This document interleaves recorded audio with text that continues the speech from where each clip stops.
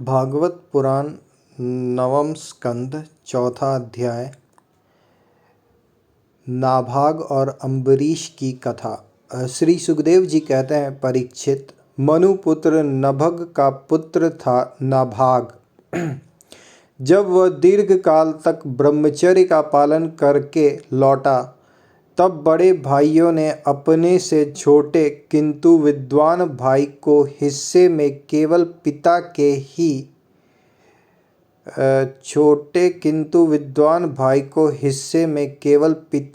ही दिया। संपत्ति तो उन्होंने पहले ही आपस में बांट ली थी। उसने अपने भाइयों से पूछा, भाइयों, आप लोगों ने मुझे हिस्से में क्या दिया है? तब उन्होंने उत्तर दिया कि हम तुम्हारे हिस्से में पिताजी को ही तुम्हें देते हैं। उसने अपने पिता से जाकर कहा, पिताजी, मेरे बड़े भाइयों ने हिस्से में मेरे लिए आपको ही दिया है। पिता ने कहा, बेटा, तुम उनकी बात ना मानो। देखो ये बड़े बुद्धिमान अंगिरस गोत्र के ब्राह्मण इस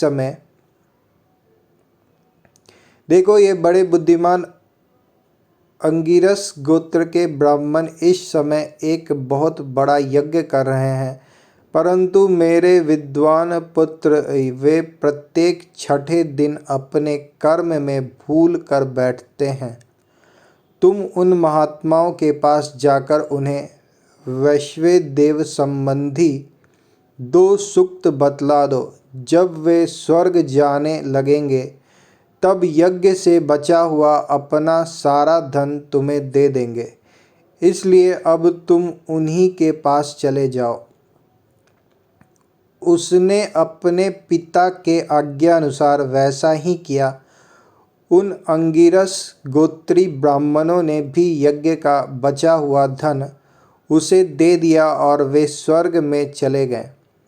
जब नाभाग उन धन को लेने लगा, तब उत्तर दिशा से एक काले रंग का पुरुष आया।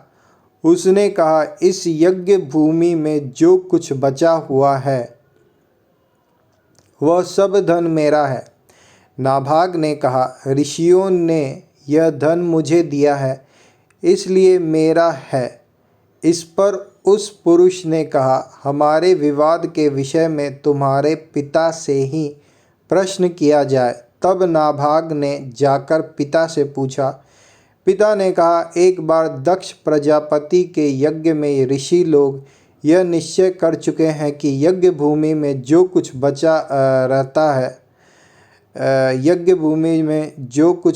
रहता है वह सब रुद्रदेव का हिस्सा है, इसलिए वह धन तो महादेव जी को ही मिलना चाहिए।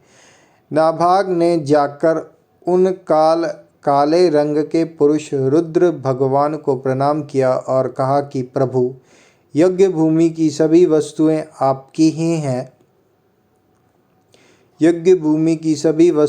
आपकी हैं। मेरे पिता ने ऐसा ही कहा है। भगवान, मुझसे अपराध हुआ है, मैं सिर झुकाकर आपसे क्षमा मांगता हूँ। तब भगवान रुद्र ने कहा, तुम्हारे पिता ने धर्म के अनुकूल निर्णय दिया है और तुमने भी मुझसे सत्य ही कहा है। तुम वेदों का अर्थ तो पहले से ही जानते हो। अब मैं तुम्हें सनातन ब्रह्म तत्व का ज्ञान देता हूँ। यहाँ यज्ञ में बचा हुआ मेरा जो अंश है, यह धन भी मैं तुम्हें ही दे देता हूँ। तुम इसे स्वीकार करो। इतना कहकर सत्य प्रेमी भगवान रुद्र अंतर्धान हो गए। जो मनुष्य प्रातः और सायंकाल एकाग्र चित्त से इस आख्यान का स्मरण करता है, वह प्रतिभाशाली एवं वेदज्ञ तो होता ही है, साथ ही अपने स्वरूप को भी जान लेता है। नाभाग के पुत्र हुए अम्बरीश। वे भगवान के बड़े प्रेमी एवं उदार धर्मात्मा थे। जो ब्रह्म शाप कभी कहीं रोका नहीं जा सकता, वह भी अम्बरीश का स्पर्श न कर सका। राजा परीक्षित ने पूछा, भगवान, मैं परम ज्ञानी राजर्षि अम्बरीश का चरित्र सुनना चाहता हूँ।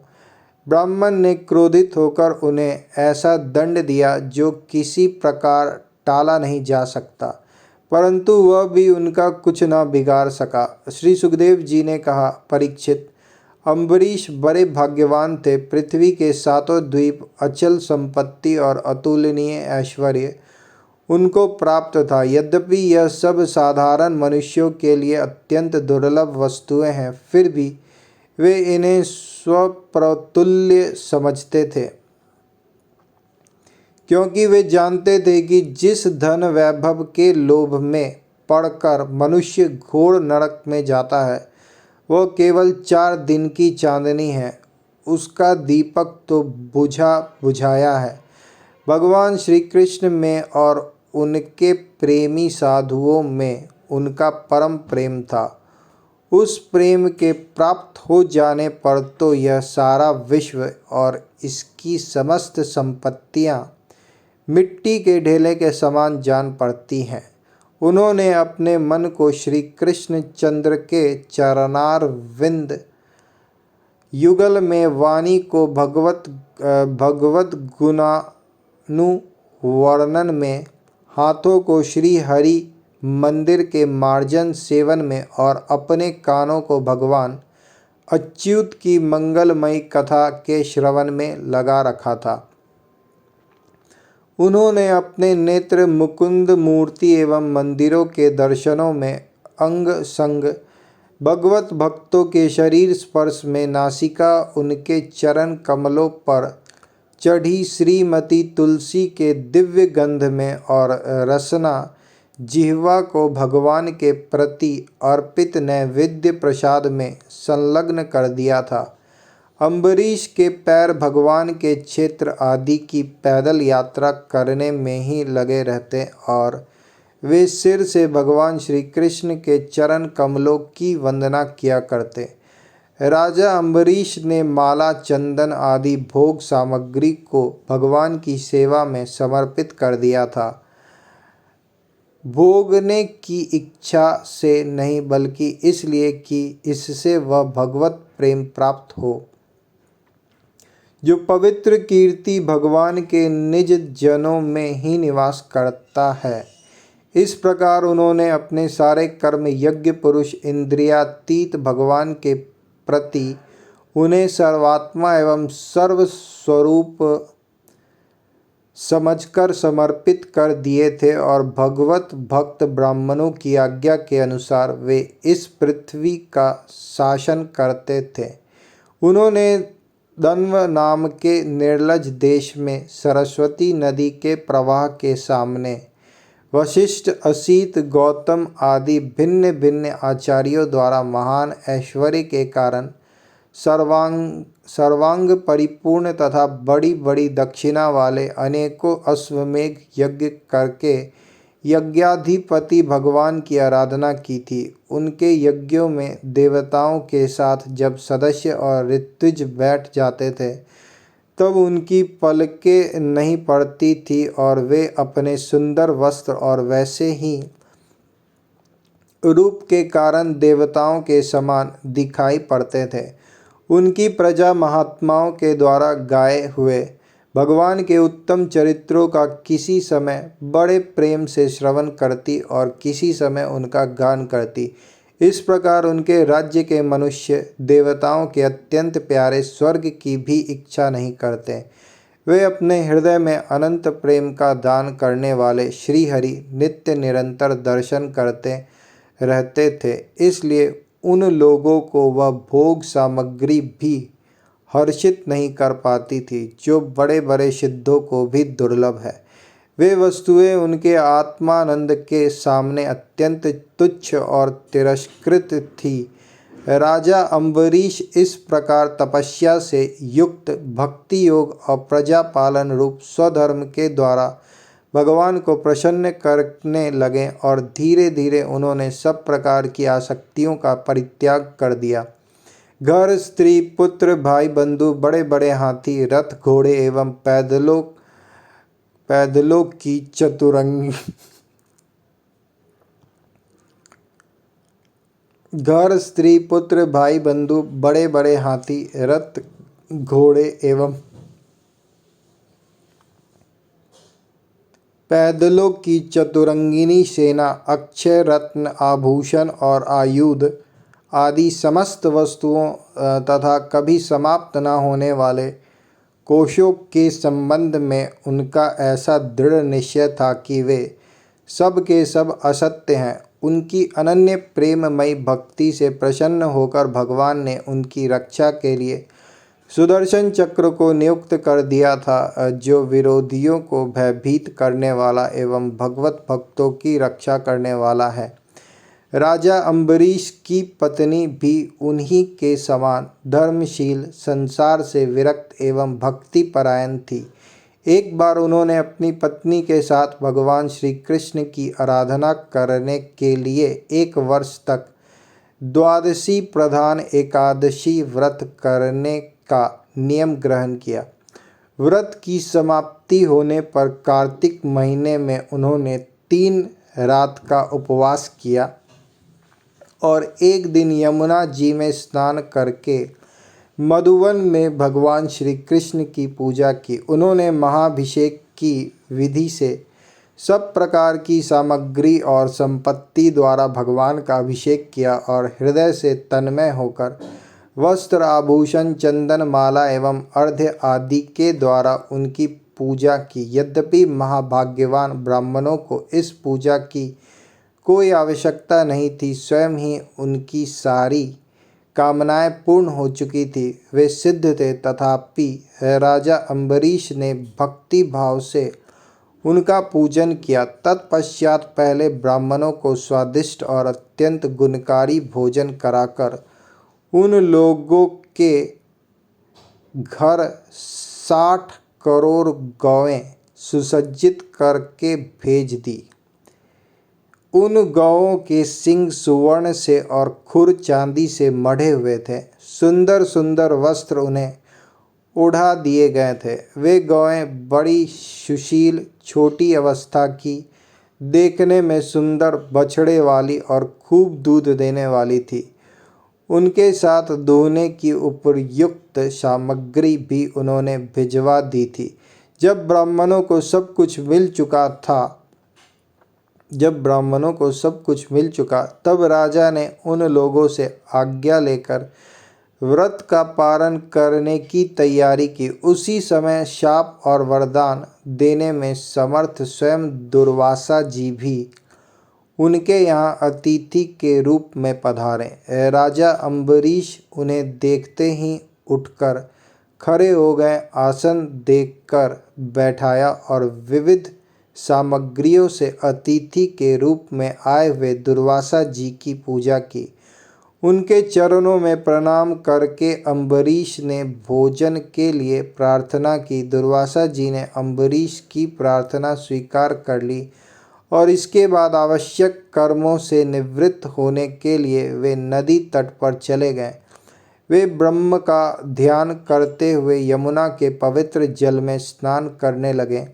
इधर द्वादशी केवल घड़ी भर शेष रह गई थी। धर्मज्ञ अम्बरीश ने धर्म संकट में पड़कर ब्राह्मणों के साथ परामर्श किया। उन्होंने कहा, ब्राह्मण देवताओं, ब्राह्मण को बिना भोजन कराए स्वयं खा लेना और द्वादशी रहते पारण न करना दोनों ही दोष है।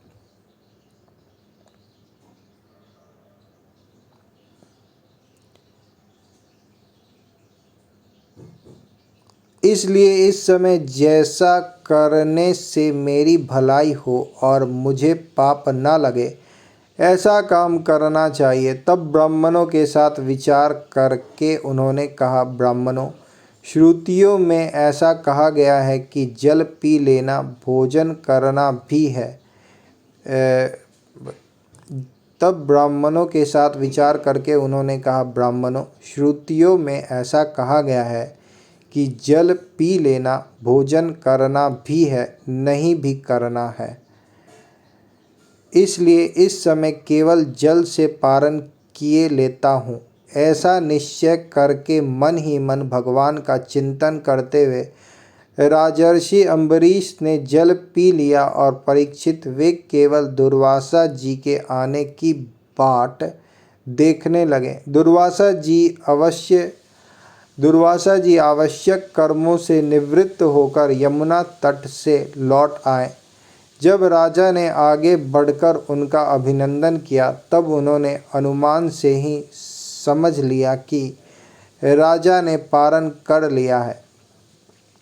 उस समय दुर्वासा जी बहुत भूखे थे, इसलिए यह जानकर कि राजा ने पारण कर लिया है वे क्रोध से थर थर काँपने लगे। भौं के चढ़ जाने से उनका मुंह विकट हो गया। उन्होंने हाथ जोड़कर खरे अम्बरीश से डांट कर कहा, अहो देखो तो सही यह कितना क्रूर है। यह धन के मद में मतवाला हो रहा है। भगवान की भक्ति तो इसे छू तक नहीं गई और यह अपने को बड़ा समर्थ मानता है। आज इसने धर्म का उल्लंघन करके बड़ा अन्याय किया है। देखो मैं इसका अतिथि होकर आया हूँ। इसने अतिथि सत्कार करने के लिए मुझे निमंत्रण भी दिया है, किंतु फिर भी मुझे खिलाए बिना ही खा लिया है। अच्छा देख तुझे अभी इसका फल चखाता हूँ। यों कहते कहते वे क्रोध से जल उठे। उन्होंने अपनी एक जटा उखाड़ी और उससे अम्बरीश को मार डालने के लिए एक कृत्या उत्पन्न की। वह प्रलय काल की आग के समान दहक रही थी। वह आग के समान जलती हुई हाथ में तलवार लेकर राजा अम्बरीश पर टूट पड़ी। उस समय उसके पैरों की धमक से पृथ्वी काँप रही थी, परंतु राजा अम्बरीश उसे देखकर उससे तनिक भी विचलित नहीं हुए। वे एक पग भी नहीं हटे, ज्यों के त्यों खड़े रहे। परम पुरुष परमात्मा ने अपने सेवक की रक्षा के लिए पहले से ही सुदर्शन चक्र को नियुक्त कर रखा था। जैसे आग क्रोध से गुर्राती है, गुड़ती हुई सांप को भस्म कर देती है, वैसे ही चक्र ने दुर्वासा जी की कृत्या को जलाकर राख का ढेर कर दिया।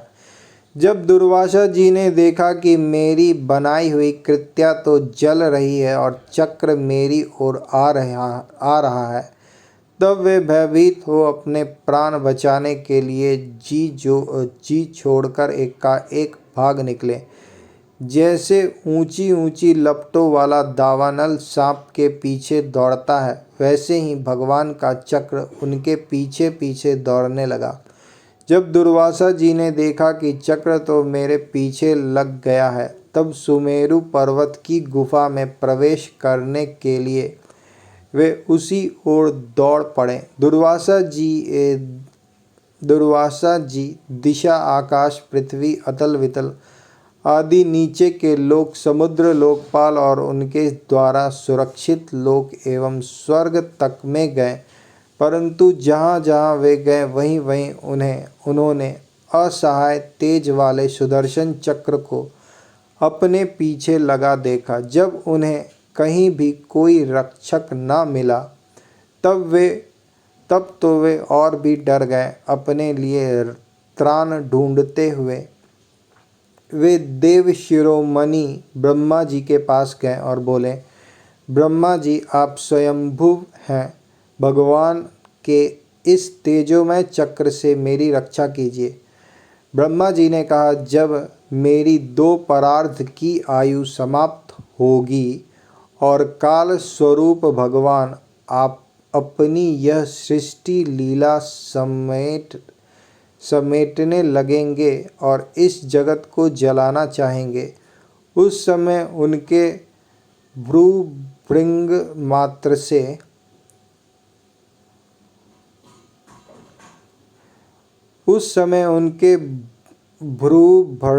मात्र से यह सारा संसार और मेरा यह लोक भी लीन हो जाएगा।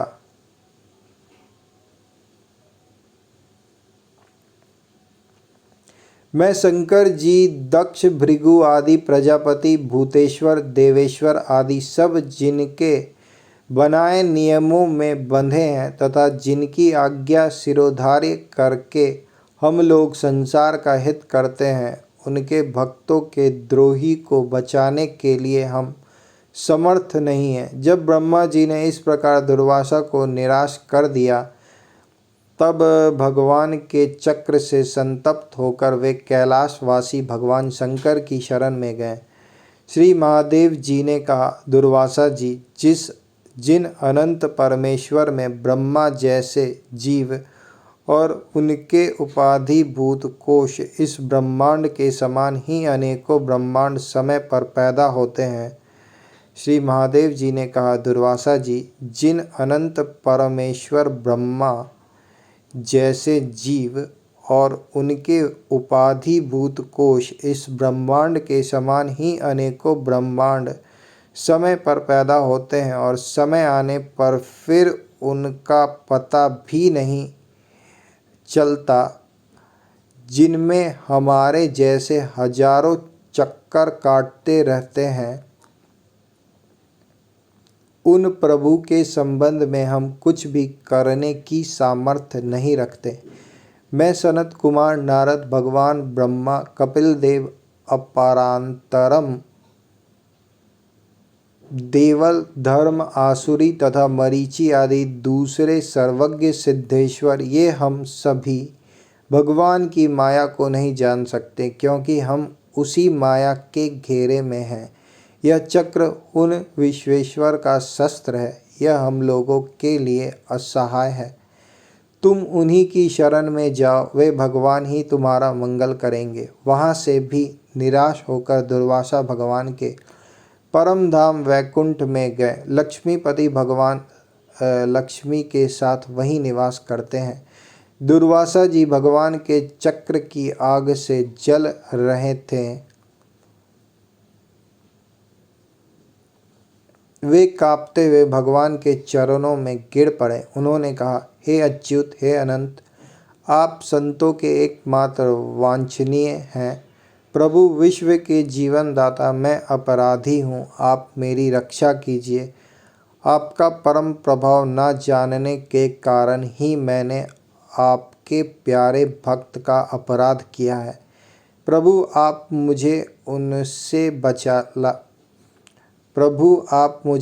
उससे बचाइए। आपके तो नाम का ही उच्चारण करने से नारकी जीव भी मुक्त हो जाता है। श्री भगवान ने कहा, दुर्वासा जी, मैं सर्वथा भक्तों के अधीन हूँ, मुझ में तनिक भी स्वतंत्रता नहीं है। मेरे सीधे साधे सरल भक्तों ने मेरे हृदय को अपने हाथ में कर रखा है। भक्त जन मुझसे प्यार करते हैं और मैं उनसे। ब्रह्मन, अपने भक्तों का एकमात्र आश्रय मैं ही हूँ। इसलिए अपने साधु स्वभाव भक्तों को छोड़कर मैं ना तो अपने आप को चाहता हूँ और ना अपनी अर्धांगिनी विनाश इसलिए अपने साधु स्वभाव भक्तों को छोड़कर मैं ना तो अपने आप को चाहता हूँ और ना अपनी अर्धांगिनी विनाश रहित लक्ष्मी को। जो भक्त स्त्री, पुत्र, गृह, गुरुजन, प्राण, धन, इहलोक और परलोक सबको छोड़कर केवल मेरी शरण में आ गए हैं, उन्हें छोड़ने का संकल्प भी मैं कैसे कर सकता हूँ। जैसे सती स्त्री अपने पातिव्रत्य से सदाचारी पति को वश में कर लेती है, वैसे ही मेरे साथ अपने हृदय को प्रेम बंधन से बांध रखने वाले समदर्शी साधु भक्ति के द्वारा मुझे अपने वश में कर लेते हैं। मेरे अनन्य प्रेमी भक्त सेवा से ही अपने को परिपूर्ण कृतकृत्य मानते हैं। मेरी सेवा के फलस्वरूप जब उन्हें सालोक्य, सारूप्य आदि मुक्तियाँ प्राप्त होती हैं, तब वे उन्हें भी स्वीकार करना नहीं चाहते। फिर समय के फेर से नष्ट हो जाने वाली वस्तुओं की तो बात ही क्या है। दुर्वासा जी, मैं आपसे और क्या कहूँ। मेरे प्रेमी भक्त तो मेरे हृदय हैं, और उन प्रेमी भक्तों का हृदय स्वयं मैं हूँ। वे मेरे अतिरिक्त और कुछ नहीं जानते तथा मैं उनके अतिरिक्त और कुछ भी नहीं जानता। दुर्वासा जी सुनिए, मैं आपको एक उपाय बताता हूँ जिसका अनिष्ट करने से आपको इस विपत्ति में पड़ना पड़ा है। आप उसी के पास जाइए। निरपराध साधुओं के अनिष्ट की चेष्टा से अनिष्ट करने वालों निरपराध साधुओं के अनिष्ट की चेष्टा से अनिष्ट करने वाले का ही अमंगल होता है। इसमें संदेह नहीं कि ब्राह्मणों के लिए तपस्या और विद्या परम कल्याण के साधन है, परंतु यदि ब्राह्मण उद्दंड और अन्यायी हो जाए तो वे ही दोनों उल्टा फल देने लगते हैं। दुर्वासा जी, आपका कल्याण हो। आप नाभाग नंदन परम भाग्यशाली राजा अम्बरीश के पास जाइए और उनसे क्षमा मांगिए, तब आपको शांति मिलेगी। दुर्वासा जी, आपका कल्याण हो। आप नाभाग नंदन परम भाग्यशाली राजा अम्बरीश के पास जाइए और उनसे क्षमा मांगिए, तब आपको शांति मिलेगी।